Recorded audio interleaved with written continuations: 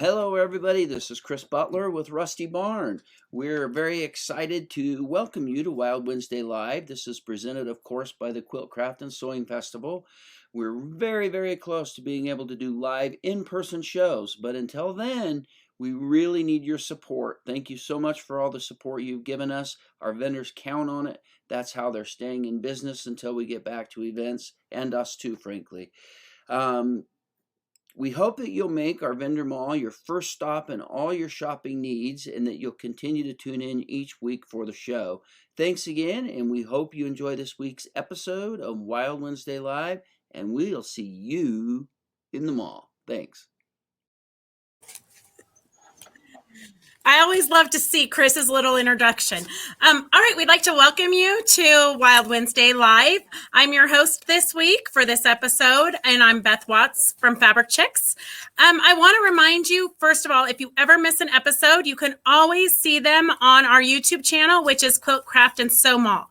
So it's scrolling across the bottom of the screen, so you should be able to remember that. You can like us, and it will pop up and remind you if you've when we have a new one. Today we have live questions and answers at the very end. So stay tuned, and all of the presenters are going to come back to answer your questions. So you can just type them on the type them in, and we'll get to those. First up, I would like to welcome Monica from Monica's Quilt and Bead Creations. Hi, Monica. Beth. How are you? Doing well. Thanks for asking. Good. Where's your shop? I'm located in Palm Desert, California. The weather's fabulous out here for all of you in the cold. It's 79 degrees. Oh my gosh, my dream come true. That's like almost swimsuit weather. Yeah. Well, I was in a tank top and shorts hiking, so it's lovely. Oh, fun. All right, so I think you've got a bunch of fun things to show us today. We do. Okay. So our first one that we did a couple weeks ago was a disaster because I had no idea what we were doing or how to do this, but I think we've got this down. So I've got some help with me, and we're going to work through this. What I'm going to show you today it's a book called Baffling Your Quilts. This is a fabulous book if you're interested in doing a quilt from start to finish and quilting it yourself. And I'm going to show you how, and making charity quilts using all of your leftover pieces of batting.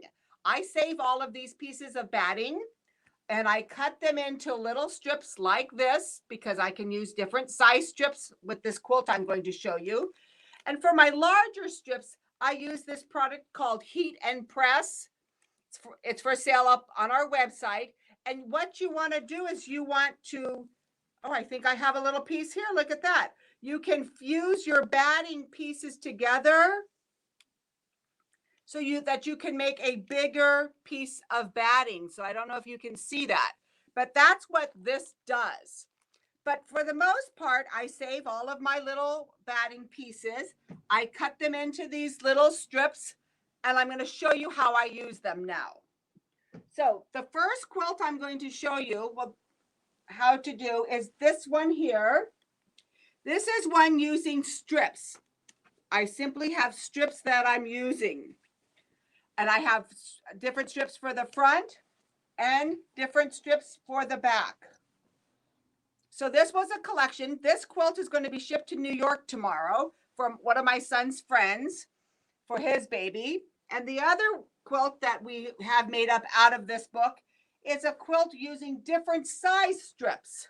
So you can use different size strips in yours. That's why I told you with my batting, if they're not the right size, I still use them. So, and this is the front of this quilt. In this book, she also tells you how to use squares. You're simply going to make a row of squares and do your row 1 and 2 and put it together and continue like what I'm going to show you now. So the first thing you're going to do is you're going to take row 1. So this is row 1 here. Let's see. It's going to come up down here, Letty. Okay. There's row 1. I've got row 1. Whoops, she's trying to get the camera angle right. There we go. So this is row 1, front and back. This is row 2, front and back.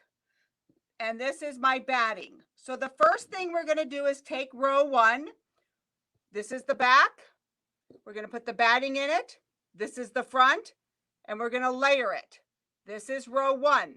I'm going to take row 2, right sides together with row 1 on the top, right sides together on the back, and I'm going to stitch this here so it will look like this. Once I've stitched it, I will open it up. Once I've opened it up this way, then I'm going to do my quilting.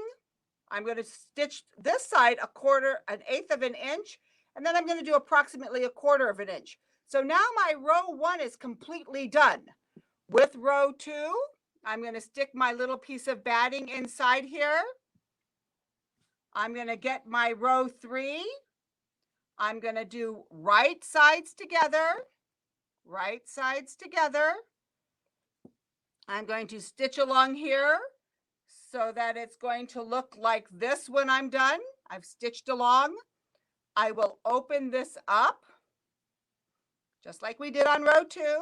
I'm going to do my quilting here, and then I'm going to stick my batting in and then do the same to do the whole row. I'm going to actually show you how to do this on a larger one, but what if I want borders on this? You're going to do the same thing.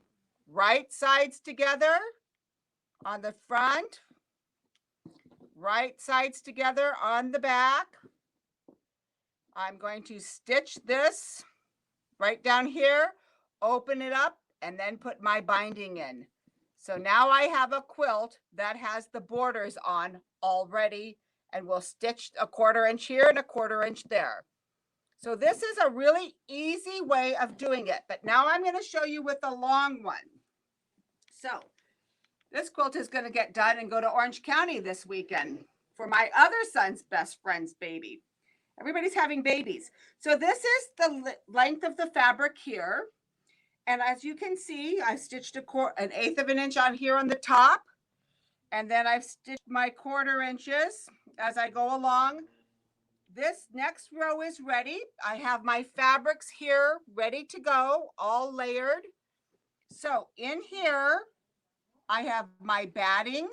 There's my batting. There's my back side. Here's my batting. Here's my front side. So I'm going to take this next pile because it has my front, back, and my batting. I get it all ready because I was using leftover pieces of fabric from another quilt I did. So right sides together, I'm going to put it on the front.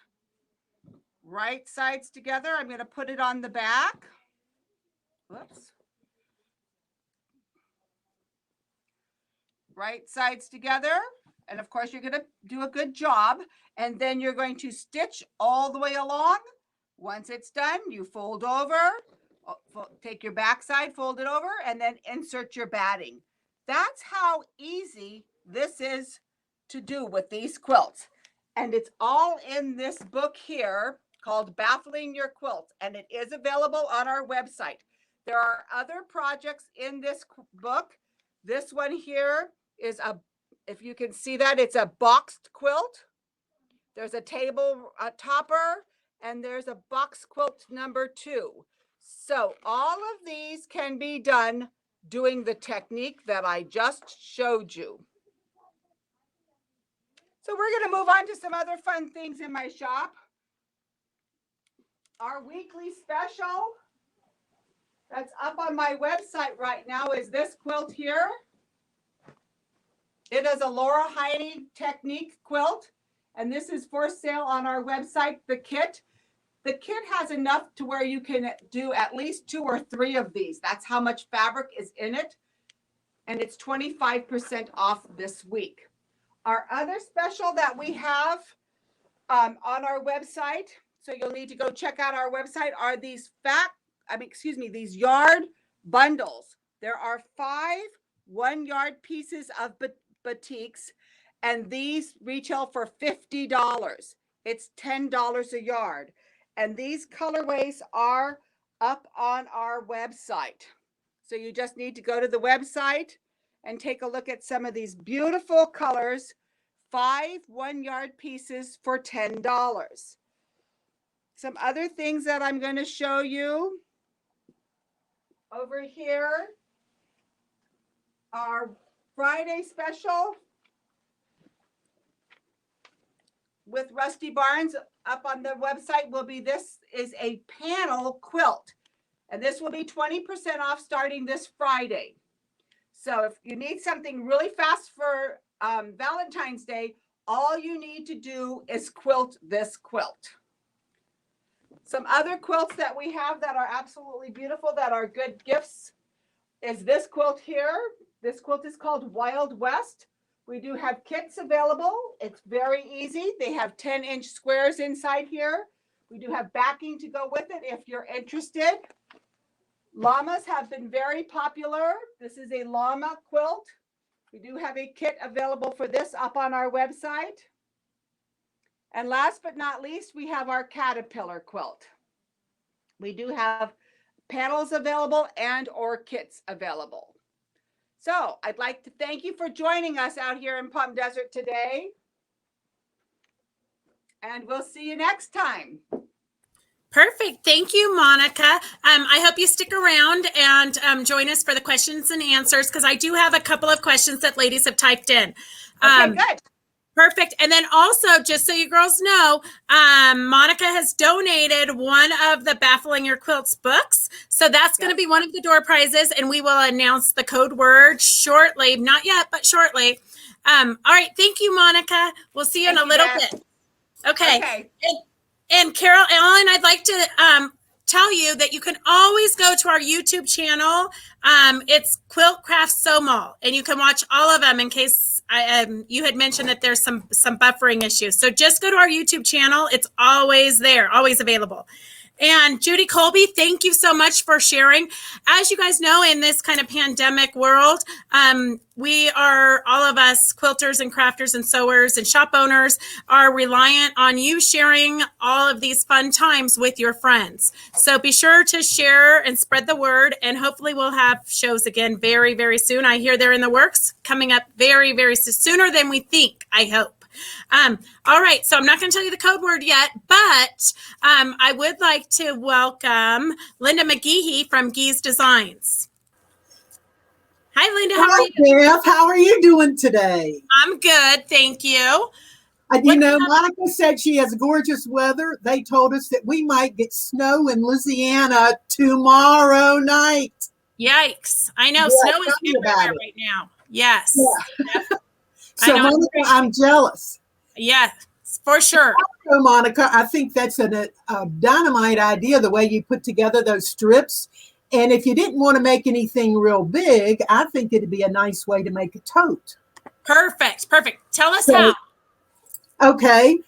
Well, I didn't see Monica until just a couple of minutes ago, but I'm going to show you some things about zippers that might help you out. Might not necessarily on that particular tote that I'm thinking of with her pieces, but I've heard so much about negative about zippers and how hard they are, and you know they really are easy if you have the right tips. So zippers have been around forever. We have a National Zipper Day coming up in April, I believe it is, but those were just your standard zippers. We have all sorts of fun zippers. There's zippers that have fun tape, the coil that looks like metal, but it's actually a nylon coil. I have different colors of teeth that you can mix and match. I'm going to show you how to do that shortly. There's multicolored coil, more tape, just in rhinestone zippers. There's all sorts of ways that you can play with zippers, and there's a much better variety than there used to be. And for the past several years, I've been working mostly with those larger zippers. My attitude is get it longer, you can always cut it off. And many of the zippers on our website are separating zippers, or you might hear them called open end or jacket zippers. And you can take the zippers and make a jacket out of them and cut it off at the top if you want to, if it happens to be too long. You can cut zippers, that's not a problem, but you cannot add the part to the bottom where you would make a zipper opening. So just bear in mind, and on our website, which is geese.com, there are a couple of little tutorials about zippers to give you some ideas of different ways to play with them and other ways to insert. But right before Christmas, I got this brainstorm of playing with just the small zippers. And so I have about 3 new patterns out that came out in the fall. This is your normal little shirt or skirt or pant zipper. It's referred to as a number 3. That's the size, the width of the zipper coil. Number 3 is about 1/8 of an inch. The other ones that I was showing you that are now on the floor are about 1/4 of an inch, and that's a number 5. That's just zipper lingo. I like the different colors of zippers, but I find that you can't get quite the right match a lot of times. So what I started doing years ago was mixing the colors, and I was using separating zippers, so that was easy to do.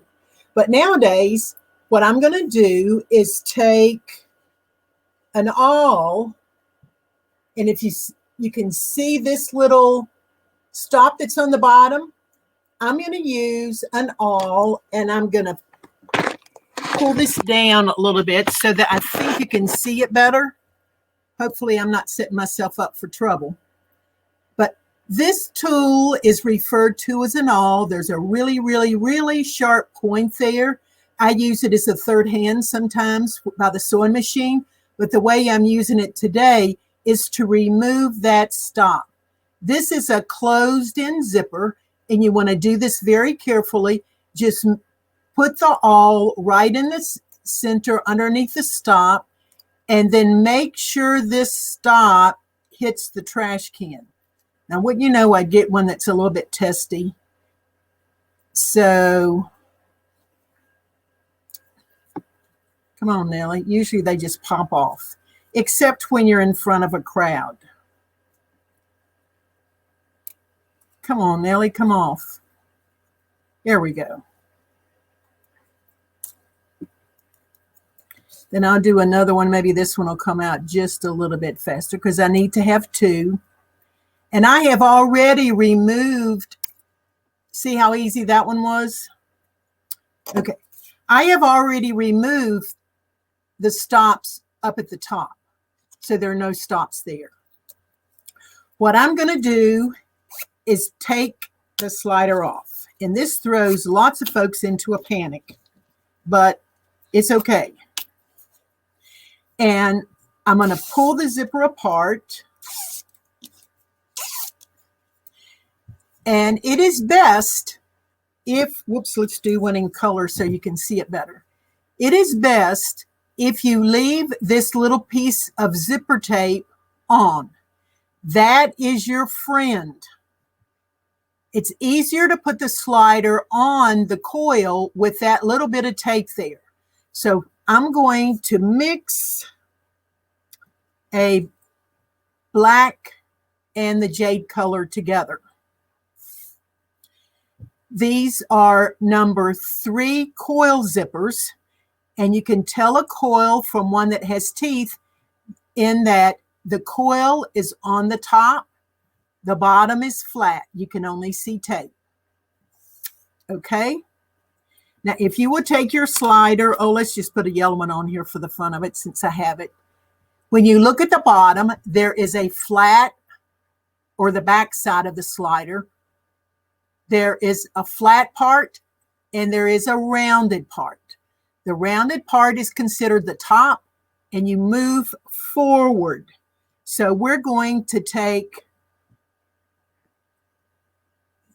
the slider and put that little ridge that happens to be on the zipper tape in the zipper slider. Hold it with your finger and thumb, and then take the other strip and slide it in and zip it up. Now, wasn't that easy? Okay, now I wasn't expecting this to happen. It does happen occasionally. what's happened in this instance is the tape was, when it went through the machine to make, was a little, was pulled. It's like a bad tension or something or other. So I'm not going to keep these two together. So let me double check. I didn't know that was going to happen to me, but I'm glad it did. So y'all can see it's not a panic. We're just not going to use those mixed. So I'm going to see what the yellow does. If there's a slight twist to it, it's no big deal on the little bags that we're making. If I were making a garment, of course, I would want it to be, see the difference? This one's nice and straight. So this is going to go in the project rather than the other one. I used the jade with navy and it was just nice and flat. Now, I'm going to do one other trick, and that is to take the slider off. So now I have the tape put together and it's closed all the way from one end all the way to the other. And I'm going to put the slider back on. And the reason I'm doing this is so I don't have, here we go. We're going to slide it right back on. I have a closed end on both ends. So I can put this in my project and the ends will be nice and closed, as opposed to having the end open. Well, red's not good for y'all, is it? With my red background. You can see on this zipper, when you have it completely closed, how the tops want to come apart. It's not going to happen to us with this project. I decided in the fall sometime to get 36-inch zippers, number 3s, and some really cute pulls. And the reason for this is I know you have lots of patterns, and of course you're going to want to get some of this new pattern I'm going to show you. Taylor's bag has 3 sizes in it. And no matter what size zipper you get, it's going to be wrong, because you're going to change your mind by the time you get to sew it. So since you have 36 inches to work with and extra pulls, and you know how to put the pulls on, you can, if you need 7 inches for one bag and 8 inches for another and 9 inches for another, then you still have some left over to do a little bit more. We do have black and white. This happens to be granite or gunmetal, whichever you want to call it, and off-white. And this works on some colorations. I like the black and white on others, on your clear colors. So what am I going to do with this? I don't know whether I'm through with that or not. I'm going to create a pattern that was designed by one of my young friends that I got to visit with some over the summer. Taylor is, well, I think she's 9 now. But Taylor made a bunch of Kleenex holders to raise money for South Louisiana when we had the flood a couple of years ago. And that's how I found out about her. And we got to be buddies. And the second year she did fundraising for Houston, making her Kleenex bags. Well, this particular Kleenex bag, her second year, has a pocket in it. And when she was telling me over the phone what she was doing with the pocket, I misunderstood her. She was making a vertical pocket, and the samples that I made a horizontal pocket. Well, I like her idea and she likes mine. So you have an extra little pocket with your Kleenex holders to put your sanitizer in, or you can put business cards or whatever you want to in the horizontal pocket. Some smaller phones may fit in there too. So this was how the pattern got started. So we took that same idea and created a flap on the front. There's a zipper pocket in the front, a zipper pocket in the back, and 3 different sizes. So it is a multi-sized. And so this one, to let you know how quick this goes together, This is the bag that I created this morning in a matter of an hour. I figured out all the math for you, so all you have to do is cut like the instruction say. And we have a flap like the Kleenex to get into the main pocket. We have a zipper pocket in the front and a zipper pocket in the back. So there's 2 zipper pockets and 1 open flap pocket. This happens to be the larger size. I can't quite get my big wallet in it, but it's not designed to carry everything you own. It's designed to tone down. And what I've done is used webbing at the for the strap. So, and with Valentine's coming on, I thought that was just the perfect fabric to show today. If you like this fabric, I haven't been in her store. I'm in Louisiana and she's out in Nevada somewhere. But Beth has this fabric as well. There's 3 different colorations of the hearts. Now, I got married on Valentine's Day, so hearts go all year long as far as I'm concerned. But I want to show you how easy it is to make that bag. And I have, what did I do with my red pieces? I am so organized, I forgot something that's probably in the other room. So I will talk through it. Okay.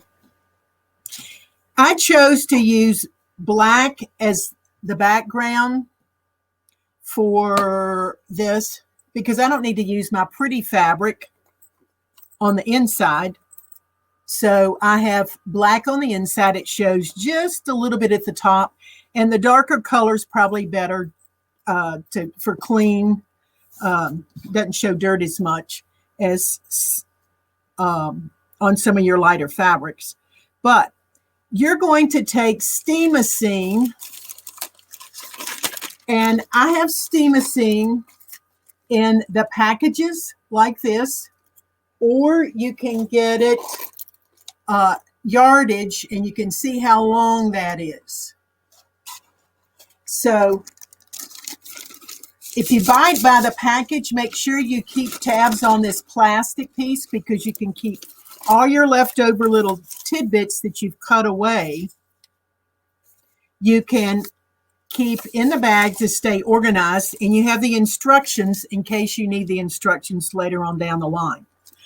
I'm using the light steamacine 2, because it's not as heavy and it won't make your fabric as cardboardy as some of the heavier steamacines. There's reasons for the heavier, there's reasons for the light. That's why they came out with different products. This is a paperback fusing medium, and you will cut, and there's instructions in the pattern, but cut your fusing medium slightly smaller than your fabric, and you will place this inside. I pulled this out of my scrap piece. So it's not the piece I was going to originally show you, but it's working. You want the piece to be slightly smaller all the way around so that when you press, you're not going to get the fusing medium on your ironing board or on your ironing surface. If you do get a little bit of gunk on your iron, there are iron clean sheets that make it easy to clean your iron. Don't wait till your iron's brown or black with all that gunk on it. Clean it pretty regular. I actually, because I use so much fusing, I have one iron that's used with fusing and another iron that used with good fabric so I don't get the fusible on my good fabric. And I try to keep everything separate. That kind of works sometimes, and sometimes it doesn't. So to use the steamacine, we will take the paper off one side and press. Make sure that the fusible is next to your fabric.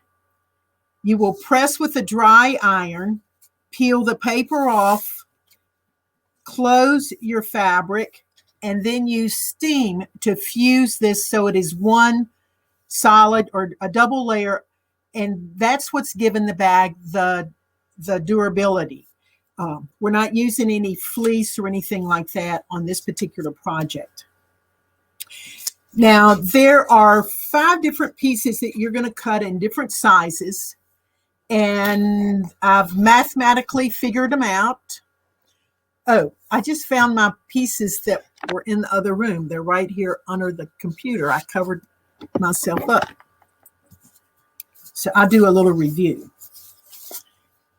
Here I've placed the fusible on the fabric, peel the paper off, and then fuse the layers together. So this is a folded edge, and the other 3 sides are cut edges. Okay. Now, this zipper technique is a little bit different than any of the other zipper techniques I've done. We have a folded fabric up here, so we're not going to have to turn anything under. So that fold is going to lay on top of the zipper tape.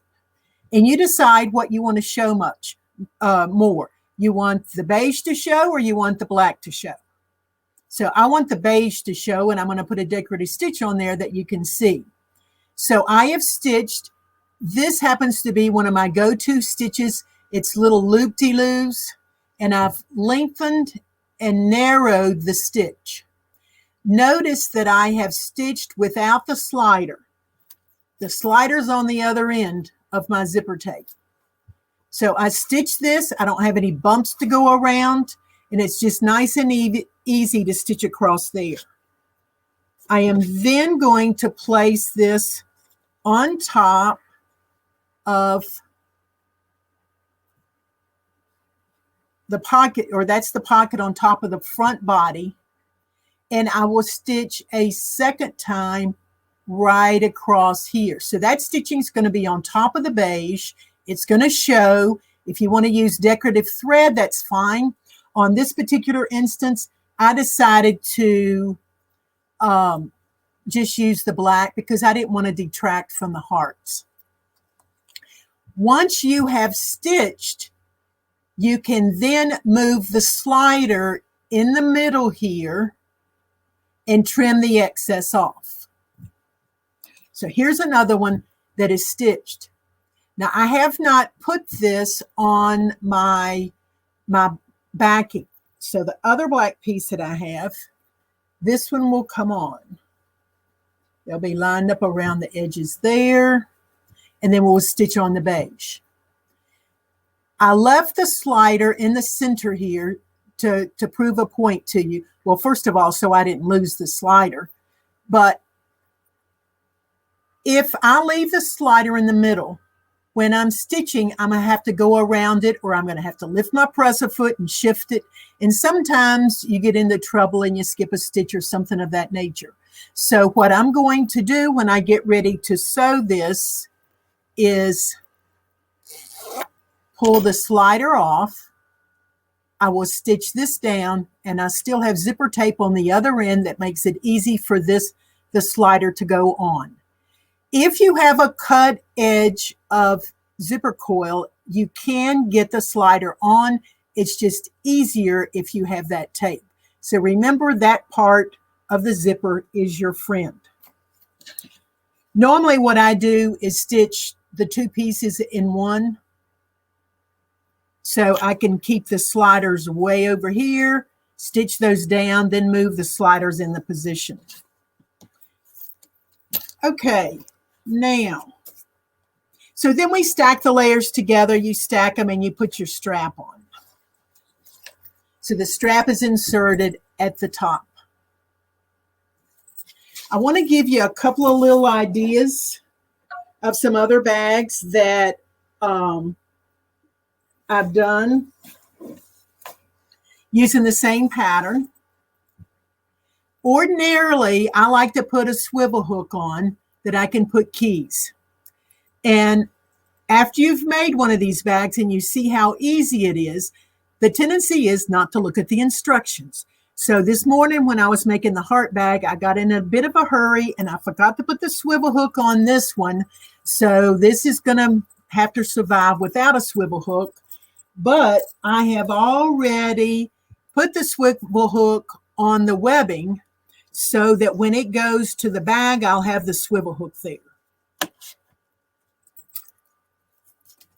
Sometimes I want to dress up the webbing, and this is a decorative stitch with decorative thread.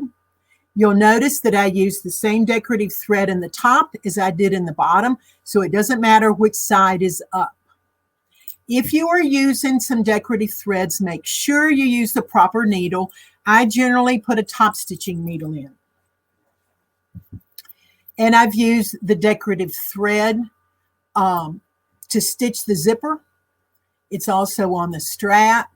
This is my go-to color. It's the multicolored and the bright colors. And take a look at this little slider. This is the slider that's in the yard pieces of zipper, or the 36-inch zipper groups that we put together. Here's another, and I forgot to put change the bobbin, so the bobbin doesn't show, or the decorative thread doesn't show on the strap. But you know, if you don't tell anybody, they don't know. We're in a classroom scenario, so I'm telling you the good and the bad. So we have a little set there. Here's another. We also have the silver as well as the brass pulls. It's the little things that make a difference. Here we go, mixing some colors. And notice the lining was orange, so we're seeing the lining just a little bit of extra color there. Playing around, I decided to put an extra pocket on the top. So there's 2 pockets on the front and 1 on the back of this one. Once you get the technique down, you can just like play like forever. I decided this was kind of plain. So on another one, I used one of my embroidery designs in that smaller area. When you're doing a design, you need to raise the design slightly. This was centered. So by the time this bag gets stuff in it, the design is going to fall just a little bit. So make sure your design is up slightly, not perfectly in the center. Here, black and whites with a little bit of red stitching, red zippers. And so, as I mentioned, these are quick and easy to put together. It's Taylor's Bag is the name of it. Named it after my little friend Taylor. And it looks like I've already lost the pattern. Here we go. Quick, easy for beginners as well as the seasoned stitcher. I know lots of folks have been wanting to do things that are quick and instant gratification. So this is one of those things. You could even do a little bit of piecing down on this bottom pocket if you want to. Once you get started, you'll think of all sorts of things that you can do. Perfect, Linda. And you're almost out of time. So do you want to talk about your vest challenge real quick? Yes, I was just switching over to that. Perfect. We have a challenge that uses my vest pattern. The vest pattern is online, and it's listed under the patterns. These have been the covers of the pattern. It's a good basic. What you need to do is download the sheet from our website at gees.com, GHEES.com, and there's a list of things that you can incorporate into your challenge vest. There, you must use at least 3. But when you take a look at the list, it's really easy to do what's in there. You can put a zipper in there. It doesn't even have to work. You can do handwork, machine work, embroidery, piecing, quilting. I listed every kind of technique I could possibly think of. So go on our website to find out that information. Beth also has the information at her place. I did not mention my specials. And Beth, I have, just because this week is Valentine's week, we had put together a group of zippers that are all pinks, purples, and reds. So for a door prize, I'm going to give this collection to somebody. So when you're doing however you do door prizes, make sure you draw a second one for this. Okay, also, perfect. Only for y'all on Crazy Wednesdays, whatever you call this. Wild Wednesdays Live. Wild Wednesdays Live from now until, and it says this in the shopping area on online. If you buy a zipper, you will get a second one free. It'll be an identical zipper. Perfect. Okay, so make sure in the notes section, say that you saw me on Wednesdays Live, and any zipper you get, you will get a second one free. So it's a half price, BOGO. Perfect. Perfect time to collect. Thank you so much for having me, and thank you for I hope joining you have us. a fun time. Perfect. And stay with us, Linda, because I have several questions to ask you at the very end. Okie dokie. Okay, we'll see you in a little bit. All right. Okay, thank you. You're welcome. Thank you. All right. So I want to just let you know that the code word for today is Valentine. So you can go ahead and type that into the comments if this is your first time joining us. The way that we pick the winners of the raffle prizes or door prizes is we put everybody's name in that puts the code word in, which is Valentine. And so just type that in, Valentine. We will pick winners from that list, and we will post it later today, probably, but for sure by tomorrow morning. But you must claim it by tomorrow night at midnight, I believe. Midnight, probably Arizona time. So make sure that if you are a winner, you check back and you let us know that you did see that you were a winner. And then we want you to make sure that you go to the Quilt Craft Sew Mall, because that's where you'll find all of the specials from today. And we have one more presenter today. We have Bobbi with Quilted Treasures. Hi there. How you doing? I'm good, Bobbi. How are you? Very well, thank you. Perfect. All right, I'm going to turn it right over to you. Okay. What I'm going to demo for you today is 3 different ways to do quilt as you go in small spaces. For those of you that are familiar with how we do business, we travel in a motorhome. It's 40 feet long and 102 inches wide, so I don't have a lot of space. So I've come up with a way of how I can do even full-size quilts. Now, if you follow my directions, you cannot make a bad quilt. You have to work at it. So what I've got for you today is this is a CD that shows you step by step. And this CD I came out with in, I think it was 2008 or something like that. It's been a while. So what I've done is also updated it. So when you get the CD, you will get 3 sets of directions. The first one is the basic technique that will actually go with the CD. After that, I have another set of directions that if you're using our lead line for stained glass or for pre-quilted blocks. So this is in case you cut things off that shouldn't be cut off, how you put the fabric back on to complete your project. And the third way is how to make a 2-sided quilt, which is actually much easier than it sounds. And all of these will come with written directions, diagrams, and you'll have those. The other important thing is you have me. After you've got any of these directions, if you have a problem, contact me because I am your helpline, and you can always reach me. So first of all, we're going to talk about when we're doing our quilting. Now, when you do your piecing, I always like to take, after I have my first 2 blocks done, I press them. You know the difference between pressing and ironing? Pressing, you just press down with the iron. Ironing, you can stretch it, so we don't want to do that. So once you've pressed your blocks down, you're going to put them together. If one is not the same size as the other, you know how to tell them which one is right.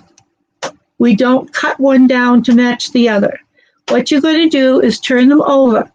You're going to measure your seam allowances. 1 or more of your seam allowances are wrong. It may even be on both of them. So by measuring those, and then as you piece your blocks, You just press them, stack them up, and eyeball them, and now you got a 50-50 chance of making a perfect quilt. It's all in making sure that they're the same. Don't worry if they're supposed to be a 7-inch block and they're 7 1/4, as long as every one of them is 7 1/4. So it's your own 7-inch block. Now we're going to take and we're going to layer them together. We're going to take our backing, our batting, and our top. We're going to lay them down. Now, how big do I want my batting and backing? What you're going to do is take the size of your finished block. You're going to add 1.5 inches to all 4 sides of it. Then you're going to add 1.5 inch to all 4 sides. So now we're going to end up with a piece of batting and backing that's bigger than our block. And it's going to be sufficient enough that we'll be trimming them as we go along. So once we've done that, we're going to quilt. I usually recommend that you stay about a finger's width away from the edge of your block. That way there you don't have to pull out stitches. I am not a fan of reverse sewing. So if you start pulling out stitches, you're going to weaken that as well. So this way here, we keep it nice and strong, and we're going to do our quilting. Now on this one here, what I did is I used masking tape. You can use masking tape this way and the other way so that you have a crisscross, free motion, whatever you normally do. Important, after we finish quilting them, we're going to press them again. Flat. Now, the other thing that most people do is you just put your blocks together and you do a 1/4 inch. What if your blocks are not exactly even? So if you're off just 1/8 of an inch, you now have made a mistake of a 1/4 inch. So what we're going to do is we're going to take and find the center of the block. Now I have 2 rulers here I'm going to show you. This one here is black. This one here, whoops, being stubborn, is turquoise. The reason for the 2 different rulers is because you use the turquoise on a dark fabric, and it shows. We use the black on a light fabric. See how much better that is? So what we're going to do is, because I started with an 8-inch square, I'm going to find the center. So we all know the center is 4. And to make it a 7-inch finished square, I'm going to measure back 3.5 inches to the right or left, mark the top and the bottom. Notice how my ruler has numbers on top and bottom.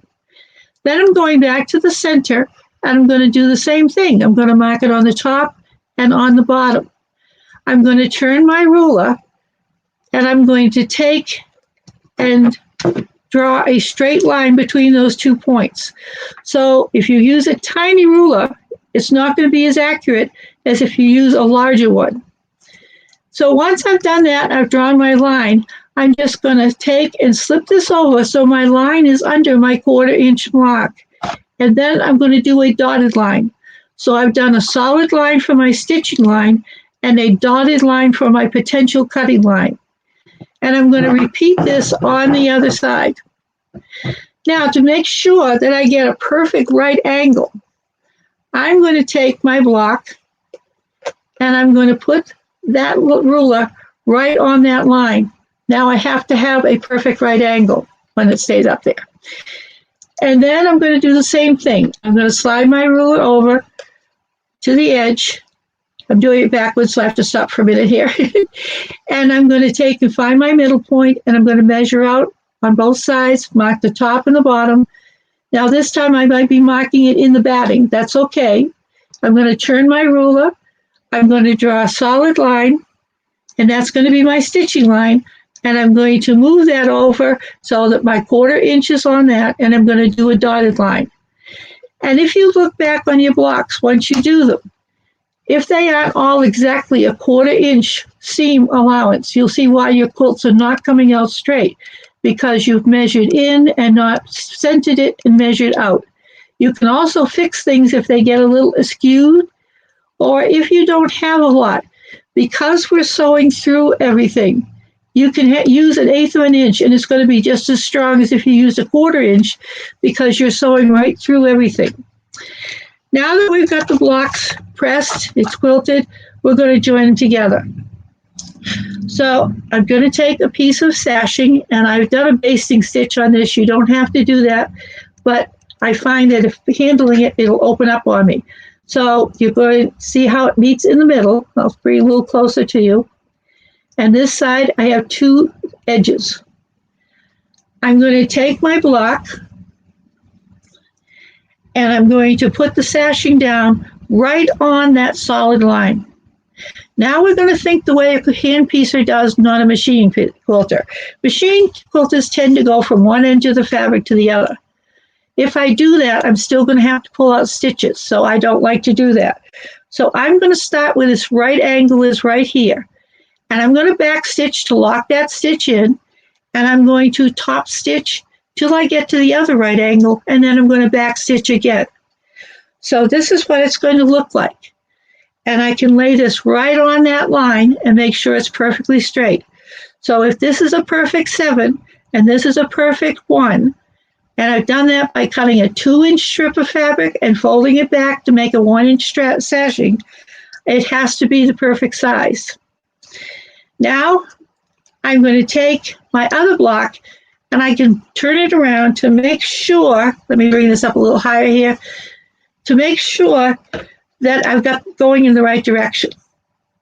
Then I'm going to take and cut on that dotted line, only that particular side of the block. And that is my 1/4 inch seam allowance. Now this is important. You're going to take your batting and backing. You want to get it out of the way. Oops. We're going to bring it up, and we're going to lay that right on that other line. Now look what else I can do.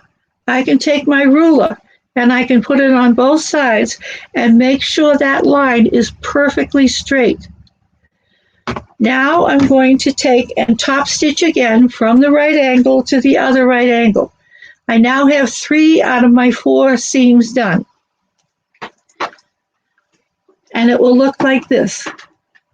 Now turn it over, and on the back, I've already trimmed my B block to a 1/4 inch. I'm going to take my batting and I lay it down, and I want to put it right into that groove, and I take a pair of shears and I trim them. So if your batting is like this, the new piece goes in and butts right up to it. We don't want it to overlap. So once they butt up, I now have the extra, oops, here, that's where the batting got caught up in there. I have the extra batting and backing now. I'm going to fold over, and I like to take and put that right into that stitching line. Now, when you get used to this, you can do it machine stitching on the back, but I like to do it the first time when you're starting by hand, because we're going to lift up the backing only on the ends till we get to where that right angle is. And we're going to stitch backing to backing. That's going to make it so that we can open up this side seam, either one, the way we did when we joined the A and the B block. By putting the sashing on, it makes it an A block. By cutting it, it makes it a B block. When I can turn any one of the 4 sides over, it's called a unisex block, because it can be an A or B. So just follow the directions on how the designer tells you to put your blocks together and what the sequence is, but do this step. And when you get finished, instead of having a top, you'll have a quilt. Now, once we've sewn this, we're going to do the same thing. We're going to repeat it on another set of blocks. And then we want to take and we want to put them together. Now, the other thing we're going to do is we're going to treat one as an A block. So that's going to have the sashing stitched down, and the B block's going to be trimmed. Not only can I make sure that my lines are straight, but when it goes across, I can put my ruler on the top and on the bottom to make sure this crosses beautifully. I'm going to put a pin in each one of these. Now, if I'm only doing 4 blocks, I can start in the center, go across that, and end up out at the edge. Then I go back and do it the opposite direction. Can't always do that because we may want to do long rows of them. So when we're doing long rows of them, we're going to take and pin them. And what happens is all our machines feed through, And if you find that they're not lining up, it's because you're either pushing or holding the fabric back. It should be naturally fed through with your feed dogs. So what I do is as I get to the next row, before I get too close, I make sure that it's not puckering through here.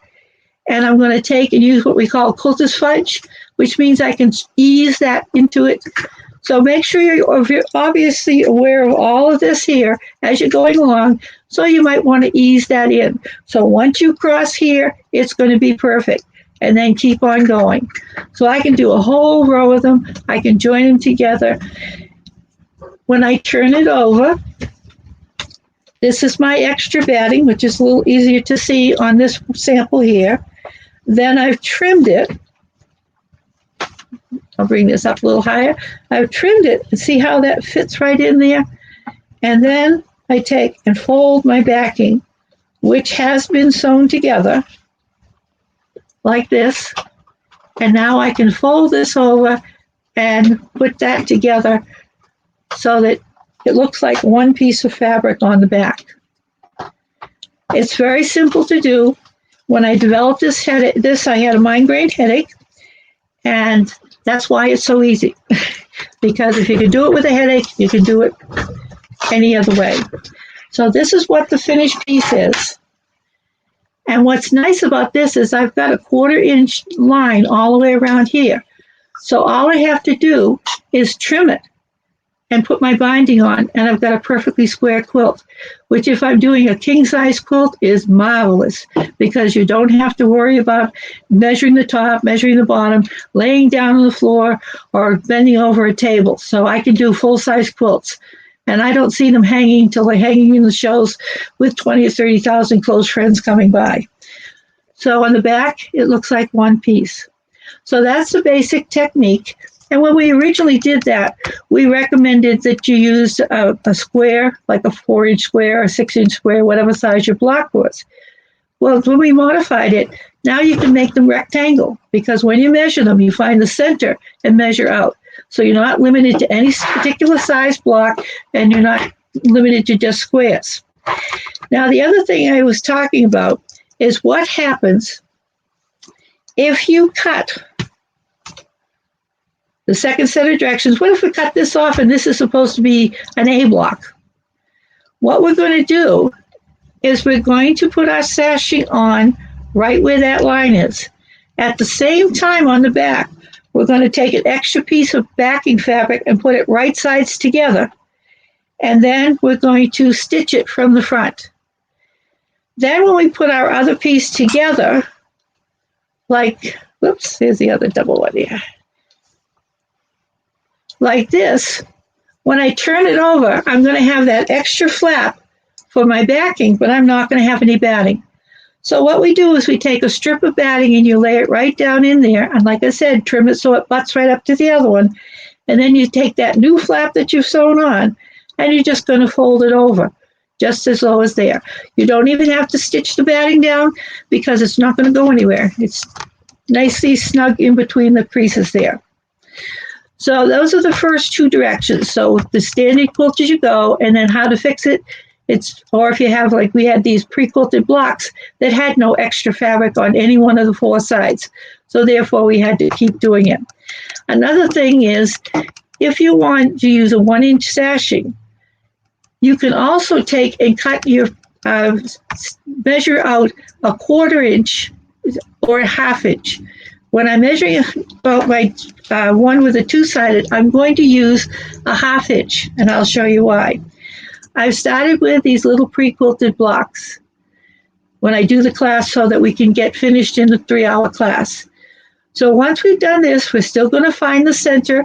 We're going to measure back and mark the top and the bottom, and the same thing on this side over here. We're going to draw our straight line. We're going to draw our dotted line. We're going to trim on the dotted line. So that's a 1/4 inch seam all the way around. Now, similar to what you saw earlier in the program, what I'm going to do is I'm going to take the front and the back fabric. My block's going to be seen from both sides. And now I'm going to take and stitch. I use a 1/4 inch foot and stitch right on that dotted on the 1/4 inch line. Then I'm going to open it up, and I like to press it. And see how I have this nice little space in here?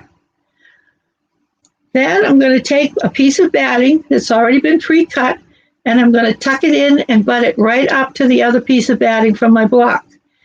Now here I've run a basting stitch through it so that it doesn't get distorted as I build my block.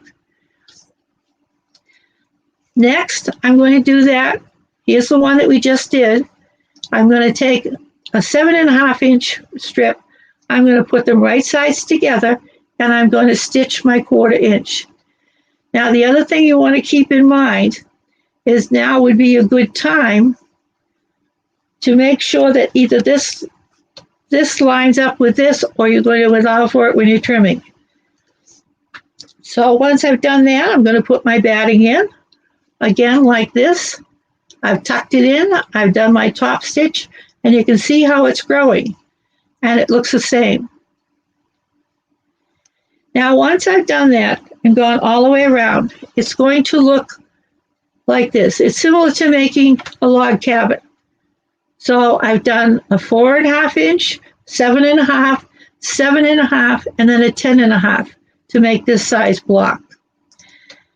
We're going to take and press them, and then we're going to do the same thing. We're going to measure from this center line out, and I am leaving a 1/2 inch this time instead of a 1/4 inch. So I do that on both sides. And because the fabrics are the same and the batting is the same, those lines should be exactly in the same place. Now I'm going to take my, let me pull this apart here. I'm going to take my sashing. Now I've done the same thing here. I have a 2-inch piece of fabric. I fold it back in the middle so that I have 2 identical pieces. I'm going to take this first piece and I'm going to lay that down right on that line. And then I'm going to pin it.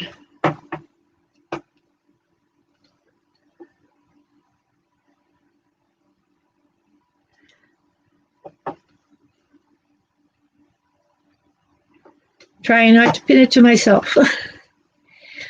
Now, when I turn it over, I should be able to take this other piece and put that right on the line, and I'm going to pin that. And look what happens up at the top here. These 2 pieces turn out to match up perfectly, and that's a way we can double check. So that means the line on this side and the line on the other side were exactly in the same place. I put my fold right on those lines, and now I have it. Now the reason I cut this a 1/4 inch, a 1/2 inch instead of a 1/4 inch, is because I don't have to worry about any extra batting in here. So what I can do is, this is a 1/2 inch. I have a 1-inch piece. I'm going to take the other block, and I'm going to, I'll do this with just one side up. I'm going to slip this into here and put it on the line there. And I know from what I did before that both of those in the back are going to line up perfectly. And now I have no break in my quilt at all.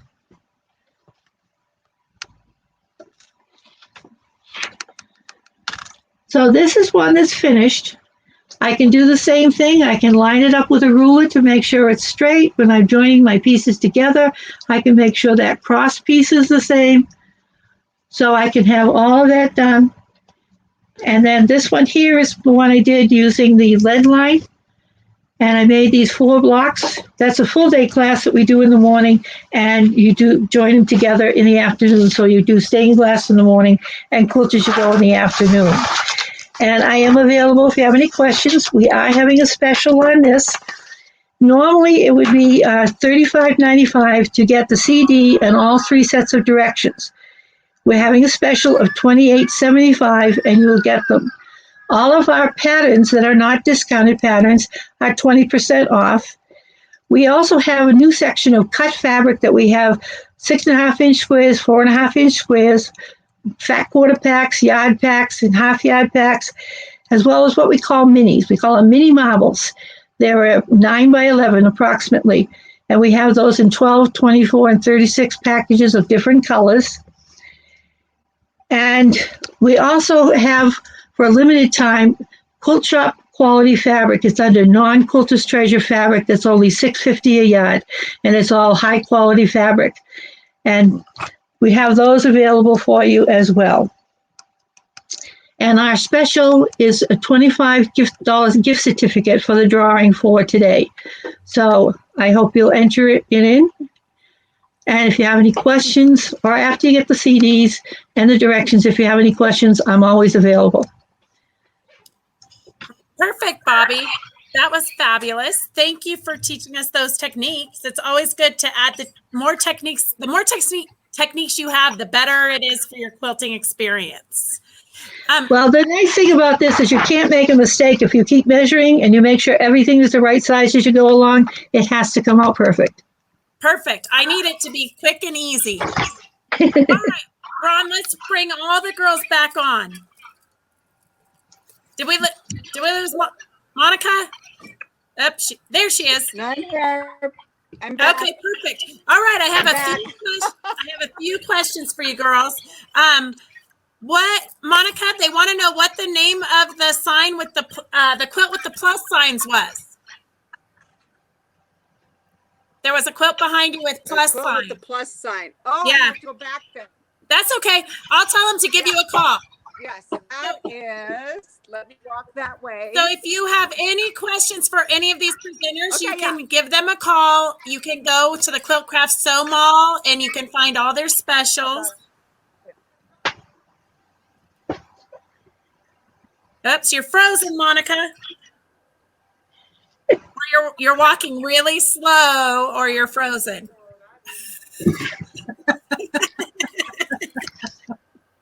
Yeah, technology, you gotta love it. She's not even in a cold place.